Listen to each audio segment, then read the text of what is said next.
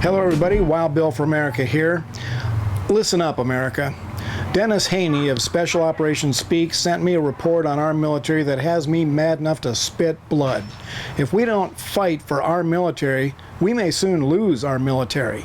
Ronald Reagan once said, "No war ever started because the U.S. military was too powerful."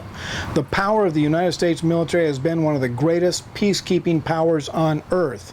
But after 8 years of Obamaism, the U.S. military is suffering and dying on the vine. Why do you think China and Russia are moving on the Middle East? Why are Chinese submarines and Russian bombers aggressively challenging American forces like never before? Because Barack Obama and his minions have been waging war on our own military, and they have managed to destroy morale and to weaken our fighting forces like never before. And the despicable media has been covering that up. I believe it is the goal of Barack Obama to go down in history as the man who brought down the last superpower, the United States. In the despicable world of liberalism, that would be a great honor. Thanks to Obama's hardcore left-wing policies, the Army has only a handful of real leaders wearing general stars.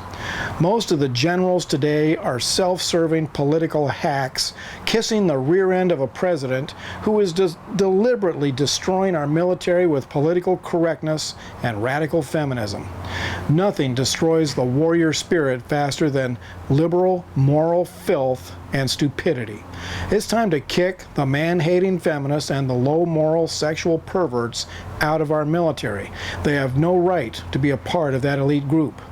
In Europe, our military has to borrow helicopters from the British and trucks from the Germans for exercises. The U.S. Army today would have trouble fielding even one heavy armored brigade. The Russian tank battalions are at full strength. This unbearable situation is endangering every American. I saw a poll recently that said fully 1/3 of Americans would support a military coup to remove the Obama administration. 70% of Americans are fearful that our nation is going in the wrong direction. My message today is to the colonels, the majors, and the captains. You are the men who can save the United States by saving the U.S. military. You know what I'm talking about with the politically correct generals who have sold their souls to Barack Obama and who are gutting your ability to defend this nation. The enemy is among you. The American people are depending on you to take a stand. Remove those traitorous flag officers. Bring them up on charges, whatever you need to do. Talk to the retired generals, the ones who are real warriors, many of whom would step up and defend you.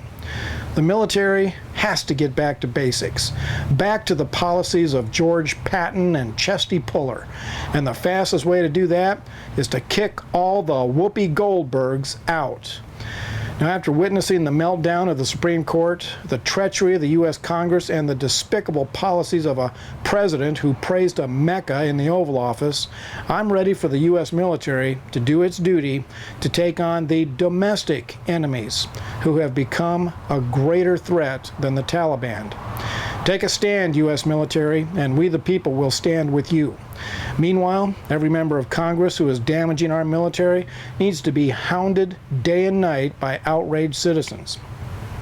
Join me for the Battle Stations Tour, where I will join with patriotic leaders to organize and train patriotic boots on the ground to go face to face with the enemies among us.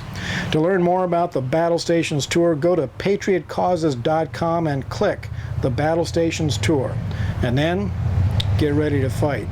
This is Wild Bill for America. Thank you for watching, and America bless God again.